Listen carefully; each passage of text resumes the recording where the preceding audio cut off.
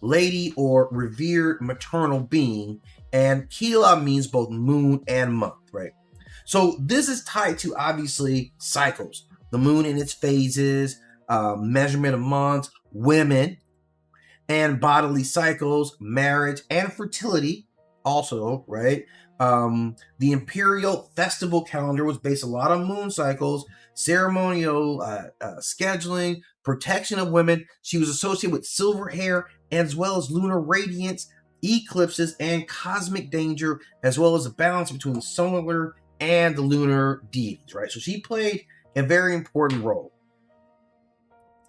Now, okay, now culturally, she was all in the areas that the empire that includes the four regions, which is Peru, right? Modern times now, this is Peru, Bolivia, Ecuador, Chile, Argentina, and Colombia.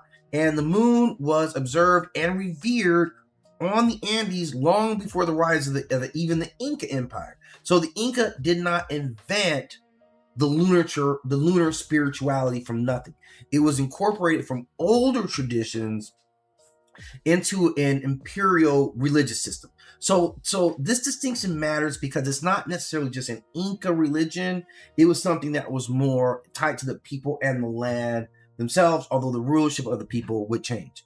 So we're talking about this being at the rise of the Cusco imperial capital. So we're talking like 1438, right? And it rapidly expanded throughout the Andes.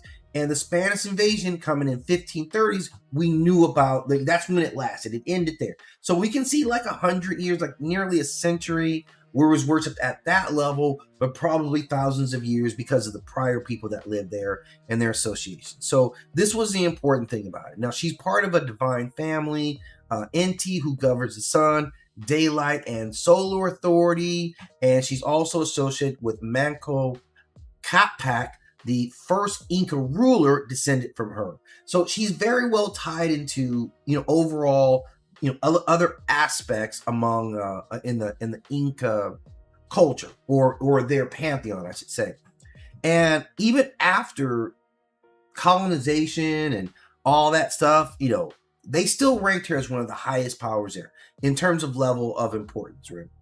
She's known for like the solar disk, royal text, geometric woven patterns. She's seen typically as a noble Andean woman. Silver, she's very tied to silver. Again, this goes into some of the metal representations as well. Her symbols are pretty basic, like the moon, right? The silver lunar disk, silver itself, women's bodily cycles, right? All those things. Lunar eclipses, this is where she was. And she was an important part of the moon and the measurement of time. The Inca central calendar was lunisolar. So months were calculated through lunar cycles, but the annual calendar remained aligned with the solar year and the seasonal changes. That's a pretty advanced calendar there. I actually did not know that. I learned something from myself today, right? Which is amazing. Sharing love is a sincerest form of, or sharing knowledge is a sincerest form of love.